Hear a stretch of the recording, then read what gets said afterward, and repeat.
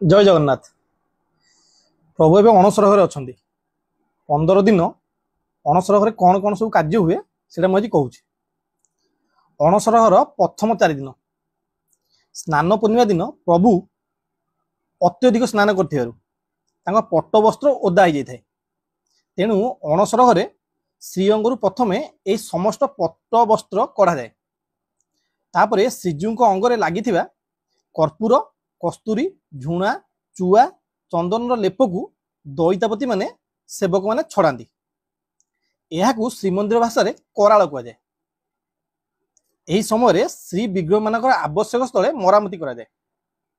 अणसर प्रथम 4 दिन श्रीअंग फिटा और कराल कार्य संपादित हुए। अणसर पंचम रु सप्तम दिन कौन कौन हुए? आषाढ़ कृष्ण पंचमी रु सप्तमी पर्यंत दैतापति माने पिंगण और परखरे राशि तेल चुआ कर्पूर रखी श्रीअंग लेपन करते। यही कार्य को श्रीमंदिर भाषा फुलरी लगी कहुए। फुलुरी लगी बड़ ओडिया मठ द्वारा प्रदत्त फुलरी तेल को श्रीअंग लेपन दि जाए। फुलरी तेल कौन ना वर्षक पूर्वर भूमि तले रखा जाइथिबा राशि तेल झुणा कर्पूर को फुलरी तेल कहुए। अणसर अष्टम और नवम दिन अणसर अष्टम दिन श्रीजू उपरे नूतन वस्त्र बंधा जाए।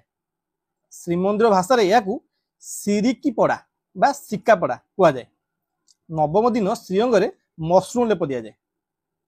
अणसर दशम और एकादश दिन कौन कौन हुए? दशमी दिन दैतापति माने धुकुरी द्वारा निकटरे थिबा मुगुनी पिंडारे 3 ठाकुर को विजय कराती।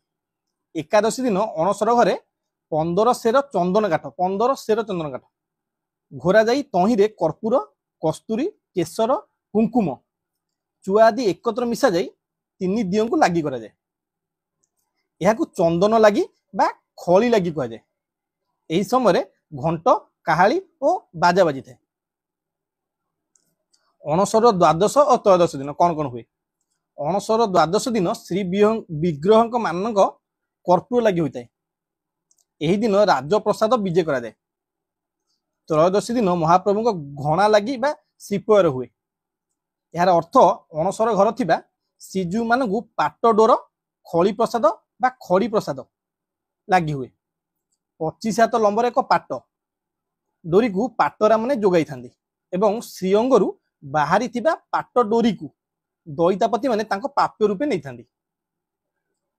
खड़ी प्रसाद बा खड़ी प्रसाद निर्दिष्ट सेवायत दत्त महापात्र घर आडंबर सहकार अणा जाई सिंहद्वार और चोरा द्वार निकट रखा जाए। चोरा द्वार शंख बस्न को सूक्ष्म भाव में चूर्ण करी खड़ी प्रसाद प्रस्तुत होता है।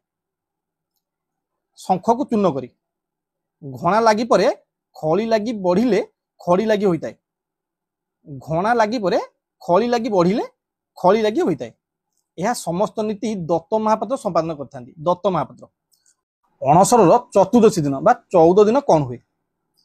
चतुर्दशी दिन पट्टी दियो 10 अवतार बड़ सिंगार भोग पर अणसर ठाकुर पणा चकटा भोग पर दत्त महापात्र वर्णक लगी हुए। यापर चक्का अपसर नीति चक्का अपसर लगी हुए। चक्का अपसर कौन ना नूतन कन्ना और तुलार तैयारी गोल तकिया को अपसर कहुए। यही कार्य अणसर दियों शेष नीति।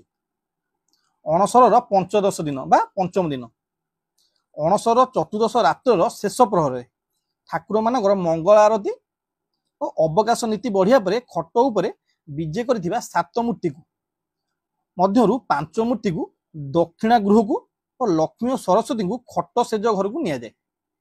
यह पट्टी दियों को निया परे अणसर ताटी फिटा जाए। भितरे पानी पड़ी परिष्कार हेबा परे सर्वसाधारण श्रीजीव दर्शन करती।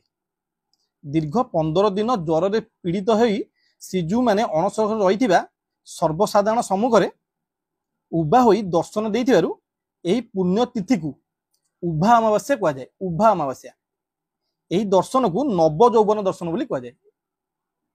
सर्वशेष पानी पकाई अणसर स्थान को सफा करिया परे चूर्ण पानी पका जाए। यापर 3टी रूपा पिंगण रे घोरा चंदन आसे।